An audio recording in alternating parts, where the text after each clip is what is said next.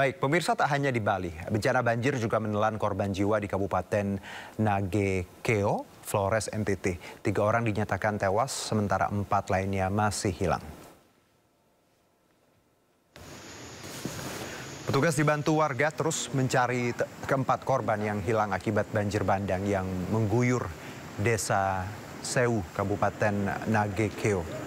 Pencarian dilakukan secara manual dan tanpa alat berat. Sementara 3 korban yang meninggal merupakan satu keluarga, yakni ayah, anak, dan juga mertuanya. Ketiganya ditemukan sudah tak bernyawa dalam rumah yang hanyut terbawa arus banjir. Banjir bandang tersebut membuat 11 rumah warga di dekat sungai hanyut terbawa banjir, sementara puluhan hektar sawah hancur total. Para TNI, Polri, bersama kecamatan, desa, dan unsur masyarakat, semua bahu-membahu masyarakat pencarian korban yang dinyatakan hilang saat ini, tapi belum menemukan hasil. Saat ini bantuan juga dari rombongan Basarnas juga tentunya terkendala dengan akses jalan masuk ke Mokomo yang sementara ini masih tipis.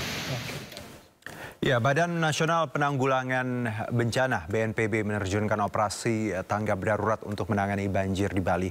BNPB juga menyampaikan bencana banjir menelan 2 korban jiwa di Jembrana, Bali, dan 4 korban jiwa di NTT.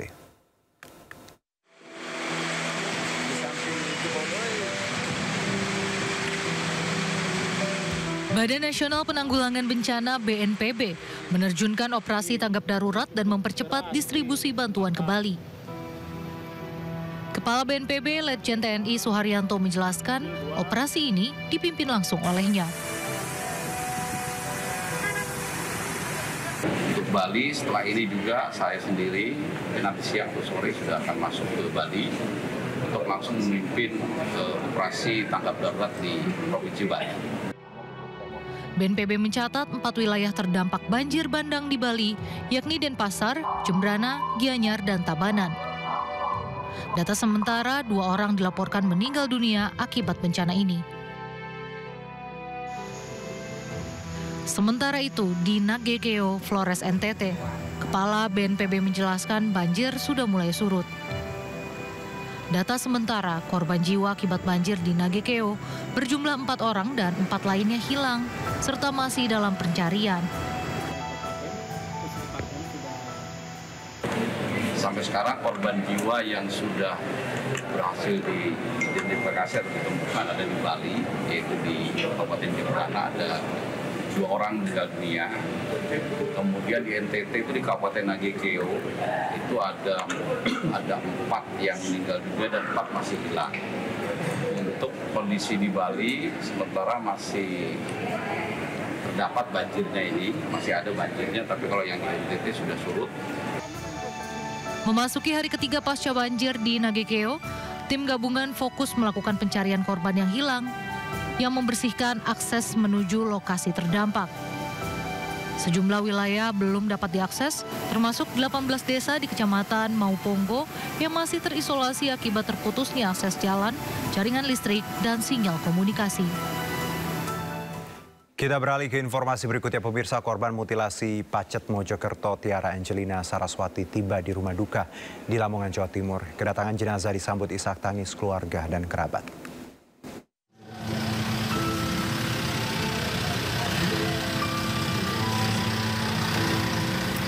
Jenazah Tiara tiba di rumah duka dengan mobil jenazah Rumah Sakit Bayangkara Pusdik Sabara pada Selasa malam.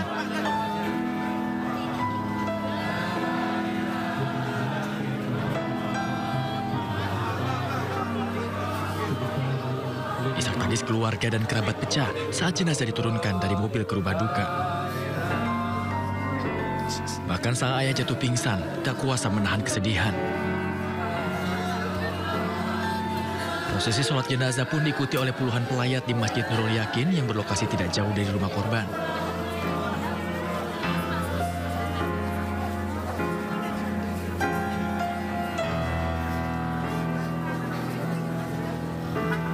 Setelah disolatkan, jenazah dimakamkan di tempat pemakaman Desa Made Kampung. Ratusan warga mengiringi pemakaman Tiara. Dari Lamongan, Abdul Wakid, AI News melaporkan.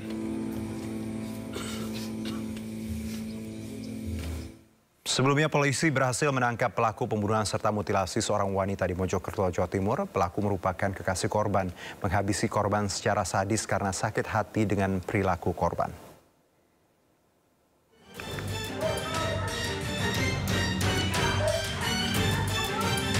Tersangka atas nama Alfi Maulana, 24 tahun, warga desa Aipaing, Kabupaten Labuan Batu, Sumatera Utara diamankan polisi. Tersangka diamankan setelah polisi mengidentifikasi identitas korban dari telapak tangan yang berhasil ditemukan di lokasi pembuangan jasad korban. Dengan sadis, pelaku membunuh dan memutilasi kekasihnya di kamar kosnya sendiri di kawasan Lidah Wetan, Surabaya. Tersangka nekat membunuh korban lantaran sakit hati atas kata-kata yang dikeluarkan oleh korban. Korban juga disebut sering menuntut tersangka untuk memenuhi kebutuhan hidupnya yang tinggi. Dalam kondisi yang marah dengan kosakata yang tidak pada umumnya. Dan hal itu sebenarnya sudah berulang sejak sebelum-sebelumnya. Kemudian pelaku sedikit kewalahan dengan tuntutan ekonomi korban yang meminta gaya hidup dan seterusnya. Hal tersebutlah yang menjadi sebuah akumulasi akhirnya memicu cekcok di malam hari tersebut. Keterangan dari pelaku tidak banyak bicara. Begitu dibukakan pintu, korban naik ke atas ke lantai 2 dan pelaku menuju ke dapur mengambil sebuah pisau. Atas perbuatannya, tersangka dijerat dengan pasal 340 dan 338 dengan ancaman hukuman mati atau 15 tahun penjara. Tersangka sebelumnya ditangkap di kos-kosannya di Surabaya, Jawa Timur. Dari kamar kos tersangka, polisi membawa barang bukti berupa bantal, guling, sapu lidi, dan serokan yang terdapat bercak darah. Tersangka membuang ratusan potongan tubuh jasad kekasihnya di jurang jalur Mojokerto Batu, Kecamatan Pacet, Jawa Timur. Seluruh potongan tubuh korban ditemukan dalam kondisi hangus, diduga sengaja dibakar pelaku untuk menghilangkan jejak.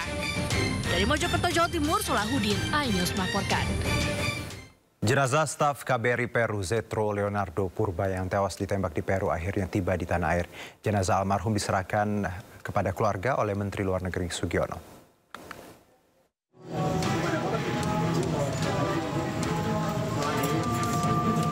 Isak tangis keluarga mewarnai kedatangan jenazah staf KBRI Peru Zetro Leonardo Purba di Terminal Kargo Jenazah Bandara Soekarno-Hatta, Tangerang, Banten, Selasa malam. Jenazah Zetro tiba di tanah air dengan menempuh penerbangan sekitar 40 jam dengan rute 5 Amsterdam, Kuala Lumpur, Jakarta. Menteri Luar Negeri Sugiono melakukan serah terima jenazah almarhum kepada keluarga dan turut menyampaikan rasa bela sungkawanya kepada pihak keluarga.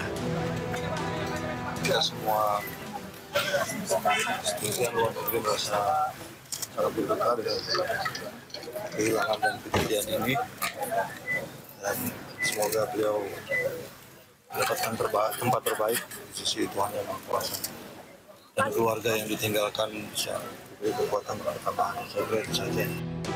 Selanjutnya jenazah dibawa ke rumah duka Sentosa RSPAD Jakarta sebelum dimakamkan. Zetro wafat meninggalkan seorang istri dan 3 orang anak. Pihak Kementerian Luar Negeri berjanji akan mengusut tuntas atas kematian Zetro, diplomat KBRI di Peru untuk Indonesia. Dari Tangerang, Banten, Hasnugara, iNews melaporkan.